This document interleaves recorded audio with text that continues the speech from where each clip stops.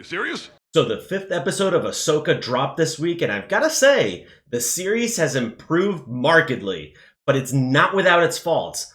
Dave Filoni seems to have been able to narrowly miss the iceberg, and this has gotten Kathleen Kennedy worked up into a furor. But what exactly has Ahsoka done for Disney Star Wars? And why is Kennedy fuming? Join me, dear viewer, as I dive deeper into the dumpster fire that is Disney Star Wars. It's no secret that Disney's attempts at the serialization of Star Wars have been, well, shall we say, less than stellar? There were some genuine bright spots, such as the first season of The Mandalorian and the critically underrated Andor. But anytime Kathleen Kennedy has gotten more involved on the TV side of things, the worse the show's got.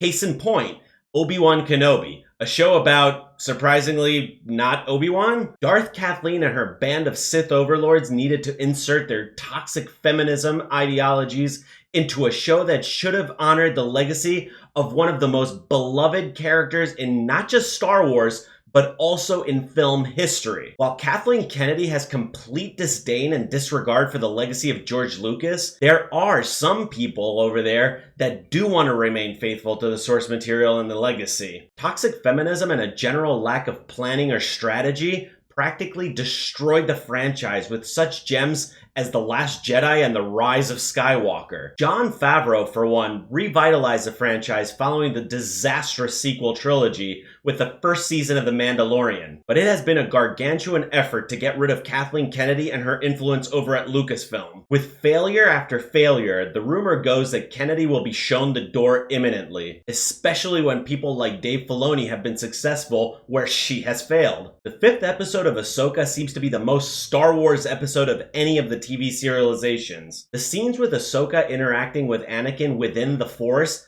genuinely add value to the mythology and lore of Star Wars. Now, correct me if I'm wrong, my dear viewers, but I don't think there's been a representation of returning to the Force within any of the current and past mythology of Star Wars, especially not on screen. So being able to view the Force after life is very refreshing and makes the audience become invested in Star Wars again. I actually enjoyed certain aspects of the episode. It seems that someone over at Disney remembered how to edit Star Wars and to direct it well. How exactly have they improved the editing in Ahsoka? Well, in several scenes, you see something is happening and they cut away to another thing happening that the audience is also engaged in. The cutaways between the scenes with Hera and the scenes with Ahsoka and Anakin were edited in a much more sensical and logical way, which has increased the speed of the story and what's happening on screen. This improvement in editing caused me to actually genuinely care for the outcome of these characters. Whereas before, what was happening on screen was long,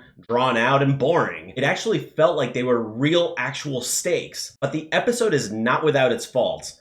The episodes have switched up directors, and one of the new directors for Ahsoka is Peter Ramsey, who you may know as one of the directors of the first Spider-Verse movie. This may help explain why Ahsoka improved slightly from the prior 4 episodes. One of the things that George Lucas has always said while he was still at the helm of Lucasfilm and directed people to do was faster and more intense. And the Spider-Verse movies were definitely fast-paced and intense. So Peter Ramsey may have resurrected part of the spirit of George Lucas in Ahsoka.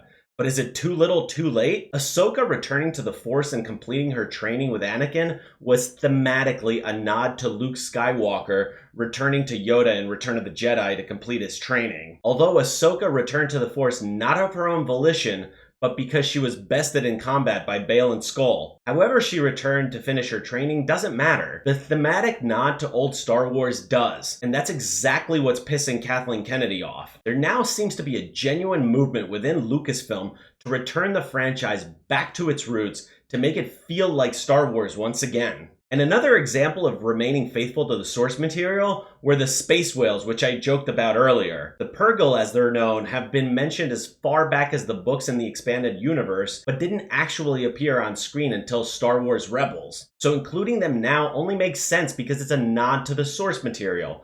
And it's also a nod to the expanded universe material, which Disney has seemed to forget ever existed. It's little details like these that make me want to believe there is a glimmer of hope for Star Wars. So why exactly is Kathleen Kennedy so adamant in destroying the legacy of George Lucas? Ahsoka and Hera are the antithesis to the Kathleen Kennedy-led Star Wars. I mean, They are legacy Lucasfilm characters before Kennedy could get her nasty little hands on them. They are both formidable warriors that have gone through trials and tribulations to get to where they are. Showing Ahsoka returning to complete her training with Anakin is what Star Wars is all about. There's no insertion of toxic feminism, as the show tells us that it's okay to get help from a male character. It's okay to be flawed. It's okay to want to improve. After all, that's what the essence of character development really is. A character starts out flawed with his or her own history, and he goes through trials and tribulations in order to grow in some way. This is anathema to someone like Kathleen Kennedy, who only wants to portray herself and everyone as this infallible Mary Sue girl boss no one seems to respond to. Real storytellers know this, but somehow it escapes her because she is on a path to poison everything in her way. Personally, I'm kind of tired of this era of Star Wars and think that Lucasfilm should explore other time periods, like the Old Republic and the High Republic. Seeing a new trilogy adaptation of Knights of the Old Republic would be pretty dope and a possible new direction for Disney Star Wars if Jon Favreau and Dave Filoni are given free reign over the franchise. Exploring the background of a pivotal character like Ahsoka is a good first step in the right direction to righting the ship and course correcting. But what do you guys think about all this? You think the 5th episode of Ahsoka is a return to form? Please do let me know down below in the comments. And as always, hit that like button, ring that notification bell, and smash that subscribe button, and I'll see you in the next one.